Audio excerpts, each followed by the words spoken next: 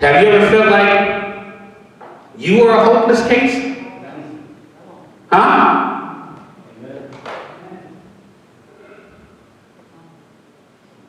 My mom said, Randy, if you keep going down that path, you're going to be a hopeless case. There will be no hope for you. If you keep doing the things you're doing, walking the way you're walking, talking the way you're talking, there will be no hope for you. But thank God this morning that there is a lively hope in the resurrection of Jesus Christ. Hope is so powerful. How many of you got people in your family today that look like hopeless cases? I'm almost at the point to where I believe 1/3 of American families got somebody who is either a lesbian or homosexual or transgender in their family. But guess what? It's hope.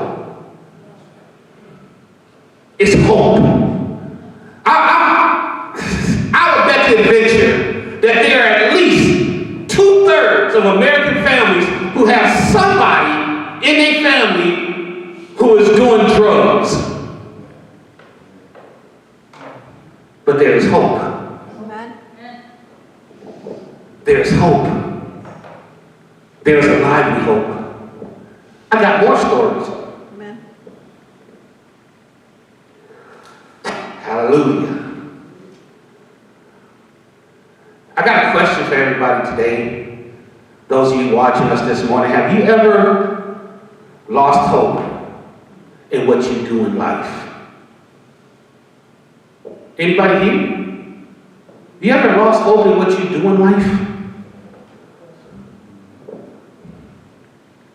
Things that sap our hope, take things away from our hope. One of the things that sap hope from people is broken homes. I work in a shelter for group home for kids, teenagers. And I've been doing that for about a little over a year and a half now. If I had time to tell you all the stories of hopelessness, teenagers who've been abandoned. Most people say, oh, those kids be making mistakes and doing this and doing that. You might think they are. And some of them have. But everything they do, everything they say, everything they perceive is out of a heart of pain. It's out of the heart of someone who doesn't know what it's like to be loved. And so, when I come in there, I got the Holy Ghost. The Bible says the love of God is spread abroad in our hearts by the Holy Ghost. So I ain't just somebody that's trying to make a dollar. Can keep your money and I still minister to them. But it's tough. It's hard. Because I didn't raise my kids like that. I was there every second of the day for everything that they did. From playing Pinocchio in a play in the 4th grade to playing basketball in college. I was there every step of the way. But with these kids, they have no hope. They think. So somebody got to give them just a little bit of hope. Just a little bit. That's what I do. I'm just around there sprinkling hope. I'm not in there preaching the gospel. I'm in there sprinkling hope. You can, you can, you can. You can get good grades. I don't want to go to school no more. I hate school. I say, for a reason. What is the reason you hate school? You speaking from pain because you hate your mama. You hate your dad. You hate your social worker. You hate everything about the juvenile system. But I'm here to tell you that we are here to give you some hope. We're here to love you. We're here to feed you. We're here to take you where you need to go. bring hope. Hope. The high amount of drug and alcohol abuse in people's lives is stealing hope from them. Unwed teenage mothers, they don't know what to do. When you got a little baby crawling around, they don't even know what it is to have colic. What is that? Why is this baby crying? I can't take this no more. Well, you're 15. You bought as much of a baby as the baby. And you don't know what to do when they start getting ear infections. And then you wonder, what the heck wrong with this kid? And you look in their mouth and some little white thing is popping. What is that? Are they saying that's a tooth, you idiot? They are teething. Go to Walgreens and get some stuff. Funny gums and take a Q-tip and wipe it around their mouth. But I'm a teenage, unwed mama. I ain't supposed to be doing this. Broken homes. People running from one relationship to the other. Broken homes. Massive divorce rate in America now. Husbands don't love their wives. Wives don't love their husbands. Forget it. You're stupid. I'm leaving. That's that. Talk about it. Violent crimes being committed by children with no hope. We have people who have broken dreams. They watch videos of Kylie Kardashian and think that that's what they're going to become. They see videos of rappers driving Porsches, smoking blunts, and flashing all kind of money. And our kids, when they did that's what I want, that's what I want. You have no understanding of what they had to do to get it. Amen. Maybe one of these days we'll talk about rap again and show some videos of the truth about rap. Amen. But it's causing our children to have no hope. Their dreams get dashed because it's unrealistic.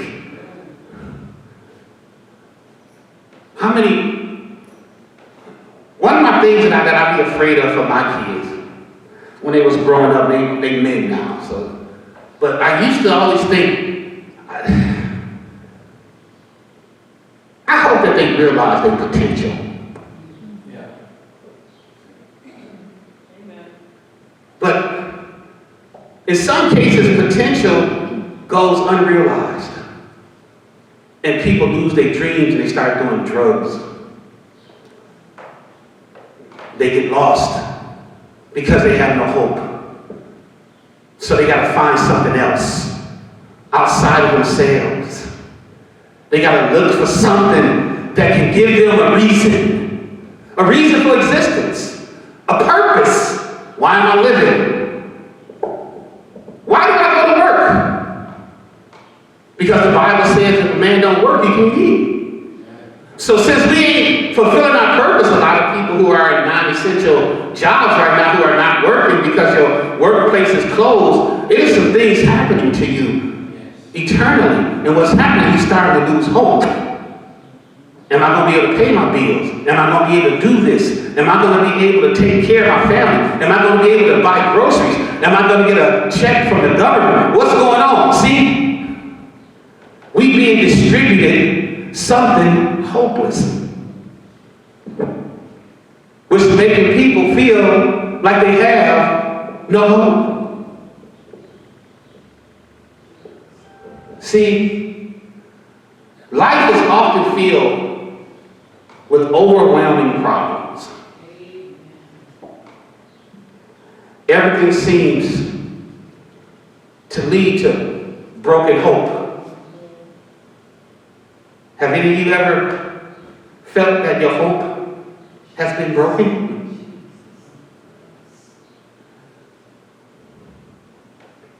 People go to the hospital You don't think Dominique was struggling with hope? I know she was, because she said it.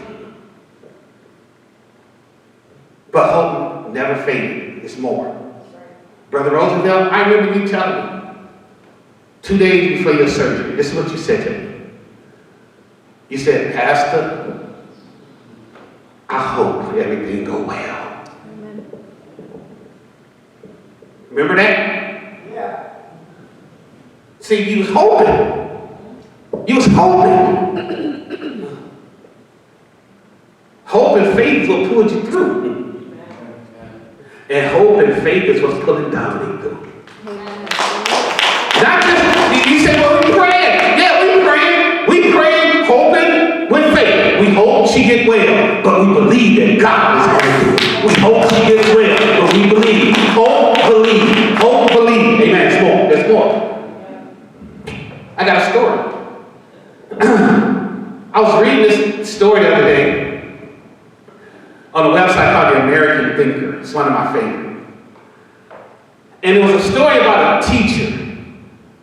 She was assigned to children in the hospital, who were missing classes because they were in the hospital. And so she would have to go to the hospital and teach them. And so they asked her to work with this one boy. They said his English is falling behind. These are the subjects that he needs to study up on. And they were like, he struggles with pronouns, he struggles with adverbs, and he struggles with nouns.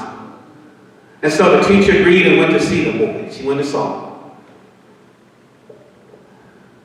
him. They said, she said, well, where unit is he in? They said, he's in the burn unit. The what? They said, he's in the burn unit. I said, okay. She wasn't prepared for what she was about to see. Of a 9-year-old boy who 94% of his body was burnt to unrecognizable. Listen to this. So she entered into the room and she said, your teacher has asked me to help you with nouns and adverbs and pronouns. Okay? That's what she was supposed to do. So the next day came. And so the next day, she gets there, and the nurse said, what did you do? Now she was thinking she did something wrong. So she apologized. I'm sorry, did I do something wrong? The nurse told her, the boy's condition is improving. He hasn't talked in weeks. And she's like, all I did was teach English. They said he wanted to commit suicide. But he told us today that he's decided to live. They said, what did you do? She said, nothing. So they went to the boy and asked him. You know what he said?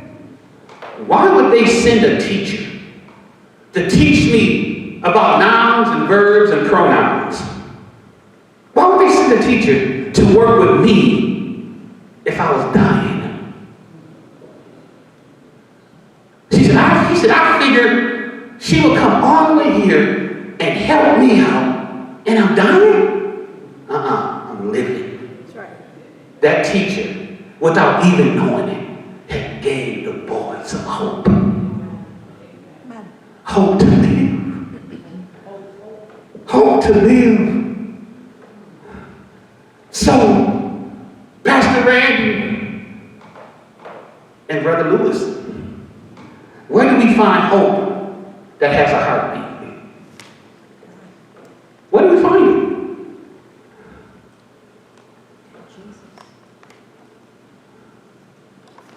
God has given us a living hope. And I'm almost done. God has given us a new birth through Jesus Christ. My living hope is that I was resurrected one day through the gospel of repentance, being resurrected in a watery grave, baptism, and then with resurrection power, the Holy Ghost. Being born again is not a slogan. It's not something that you can just paste on Facebook or Twitter, just say, I'm born again. Born again is a lively hope. It is alive. And once you decide to turn from the life that's keeping you away from God, from a life of evil, from a life of sin, as soon as you decide to turn from that, hope becomes, it starts getting a heartbeat. It's like something is being resuscitated. It's like something is being brought alive. Once I was lost, but now I'm found. Once I was blind, but now I see. That's right. See, once we were dead, but now we're alive. Why? Because of a lively hope. A lively hope. Somebody say that. Hope that will never perish. Hope that will never spoil. Hope that will never fade. Hope is more than just wishful thinking, Sister Carmen. Hope is based in fact that God loves you. That's a fact. Yeah. Y'all looking at me right now. It's a fact. God loves you. I don't care if you're smoking a blunt right now. I don't care if you're drinking scotch on the rocks. I don't care if you're laying up in the bed with your girlfriend watching it on Facebook. God loves you. I'm talking to somebody living, brothers and sisters. Living with folks you ain't married to. God loves you. No matter what. Hope is based in what I call a blessed assurance. God wants to be with you. That's how people be talking. Oh, I want to be with them. What are you talking about?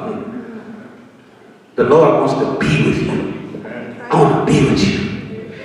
I want to be with you. I want to be your man.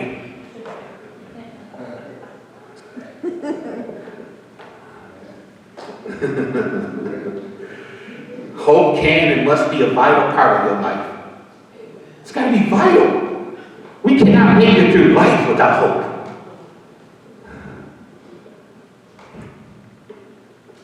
How many days can you live without water? Somebody take a guess. Huh? Anybody else? About 8 days. How long can you live without food? Somebody take a guess, quickly. Huh? 40? 40 days. I'm saying 40 days you can live without food. How much time can you live without air? None. 4 minutes. You can live 4 minutes without air. How long can you live without hope? 3 seconds. Soon as you lose hope, you die. Spiritually. So let's do a story the other day of a guy who had cancer. He was gone. But he all of a sudden started getting better. People were praying for him, obviously. So once he got healed, and they let him out, they discharged from the hospital, they asked him, they said, well, what happened? He said, I never lost hope. And because he never lost hope, he lived. He lived.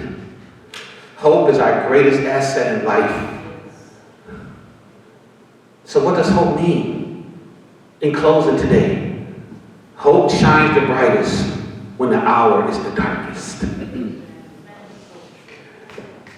Hope motivates when discouragement comes. Hope energizes when the body is tired. Hope sweetens. Wow. bitterness bites. Hope sings when all the melodies are gone. When all of the song is gone in the song service and the song, who's singing then? Hope is singing from your soul.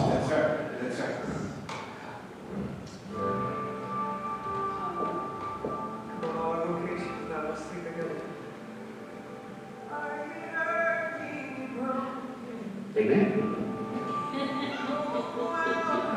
Who playing that? Oh, I got some more. Keep playing. Hope believes when evidence is eliminated. Hope believes when evidence ain't even there. Hope listens for answer when ain't nobody talking. Hope climbs over obstacles when ain't nobody helping you. Hope endures hardship when don't nobody care. Hope smiles. Hope smiles confidently when ain't nobody laughing. Listen to me this morning. Hope reaches for answers when no one is even asking. Hope presses towards victory when no one is encouraging you. Hope dares to give when no one is sharing. Hope brings the victory when nobody wins. You see people falling around us like flies who would drop out of the kingdom of God, yet you keep going. Why? Hope! Hope! Hope! Hope brings victory. Do you feel like you run out of hope this morning? Who had that music on? Go ahead and play it. Do you feel like that this morning? That you're running out of hope? Do you need a fresh supply of hope? God has more than you need. God has all that you need. All you gotta do is ask. If everybody can stand up again. Amen. Clap our hands to the Lord. Everybody at home, clap your hands to the Lord. Hallelujah. Hope with a heartbeat. Remember these words as we bow our heads in prayer.